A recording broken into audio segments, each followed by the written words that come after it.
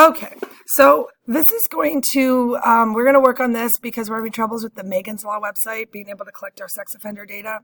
Or if you missed a few days of school and you need to kind of catch up, this will be a really great way for you to catch up and get on task for where we're supposed to be for this assignment. So first thing we got to do is we want to make sure we have ArcMap open and we have a blank ArcMap. So once ArcMap is open, I want you actually to go out to your Documents folder here, and you're going to look down to the Burgess share, and you're going to go into the Burgess share. We're going to go get our data. So under the Burgess share, under GIS 1.2, there's a folder called Jessica's Law, and under that Jessica's Law folder, there is a folder called 92111. So we're going to use 92111 as our study area.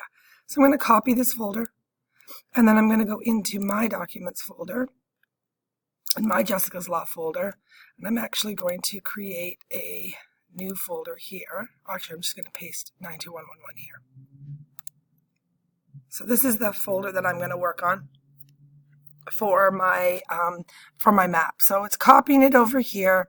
I'm going to search or sort it so that my most recent is up front. So that's my 9211 folder. Inside this folder is all the data I need. It looks pretty ugly here. But we're going to work with it in ArcMap. So now that we have it copied into our Documents folder, I'm going to actually close that. I don't need that anymore. I'm going to go back to my ArcMap, and I'm going to start adding my data to my map. So I'm going to add data. And then I'm going to scroll out to my Documents folder, and I'm going to start adding all the shapefiles that I need. So right now I'm in the S drive. I don't want to be in the S drive. I want to be in my Documents folder, which I think I actually have to connect to. So I'm actually going to connect to this folder because I put it in a different space, but you should already be connected to your Documents folder. So this PC, Documents, I just click on it once and then I'm going to hit OK. And now that I'm in my Documents folder, it's going to open up access to everything I need. And I'm looking at, not that one, Jessica's Law, sorry. I have a lot of them. You should not have this many. So I go into my Jessica's Law folder, and there's my 92111 folder. So I'm going to open it, and I'm going to see that I have a bunch of shapefiles inside my 92111 folder. So only the ones that end with SHP, I'm going to add to my map. So I can click on it, hold my Control key on my keyboard, and I can click multiple shapefiles, and I can add them all to my map. These are all the layers that we're going to use on our map. Once they get drawn into ArcMap, then we're going to have to organize them and format them so that we can start collecting our data. So it's taking a little while for it to load up, but we should have that all onto our map momentarily.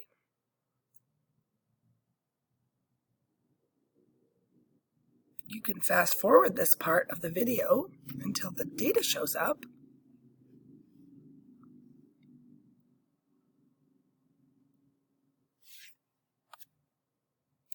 Okay, all our data's here. And as you can see, it's kind of a big hot mess. We've got all of San Diego, and then we've got all these different layers of data here.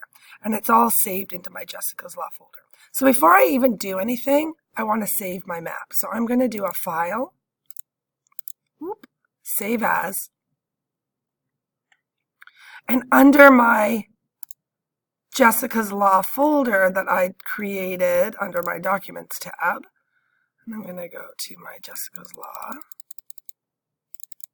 and under the 92111 folder, because that's what I brought over, I'm actually going to call this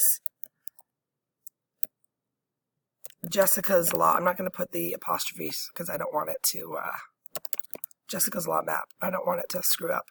Saving should be fine. So now I've got a Jessica's Law map that I've created. Now I need to format my map so that it is ready for me to start adding all of my data so I can start doing all of the data manipulation and make my map look really great. All right, so at this stage, as it's working, great, so now I've got my map. It's named Jessica's Law. I've got all my layers. I'm actually going to click the little underneath the table of contents. I'm going to click the little button underneath that just shows me my layers without all the path of where everything's saved. So I don't need at this point the zip code layer on, so I'm just going to uncheck it. But what I do want is I do want to zoom into my study area. So I'm going to right mouse click my zip code number, and I'm going to go and zoom to that layer. So I'm going to zoom to layer, and it brings me in. And it's kind of hard to see all my data here because it's on top of each other. So what I want to do is I'm going to take the zip code layer, and I'm actually going to put it down to the bottom layer.